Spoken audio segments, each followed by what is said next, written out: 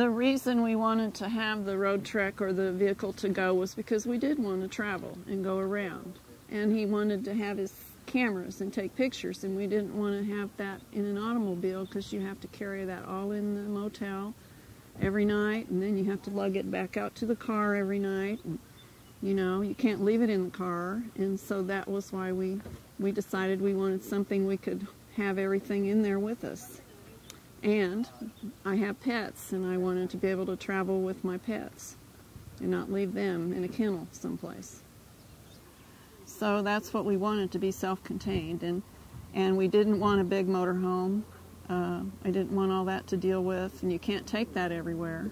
This one we can go off-road, we can go down the little forest roads, the little gravel forest roads, and we can turn around. When you get in the parks, sometimes there's a limit on what you can do in the national parks. If you're over 22 feet, you can't go in. You have to park in the parking lot and ride a bus, and that's not for us. So we wanted to be able to be independent and do what we wanted to do. I mean, we can get up when we want, we can go to bed when we want, we can drive in the middle of the night to get someplace, to be there before sunrise, and it just allows us to do whatever we want to do. And it sounds kind of selfish, but you know, if you want to do something, you like to be able to do it with the least amount of aggravation, and the Roadtrek allows you to have everything with you and go do what you want to do when you want to do it. Especially with his wanting to take photographs. We have tripods and cameras and lenses, you know, so we have everything with us. We don't have to worry about anything.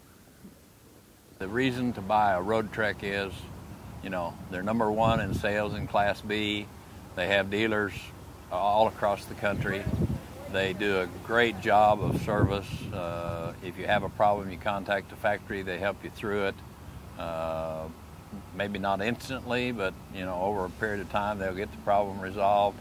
You know, and it's a great vehicle. You know, ours happens to be a Chevrolet chassis. It's done a great job. You know, we've got 65,000 miles on it, and it's still going strong. It runs great, gets up the hills, gear down going down the hills when they're steep, and you know, I wouldn't know of another vehicle that would compare to it in comfort. They're comfortable. They were designed by somebody who used them, and they're very comfortable to reside in for any period of time.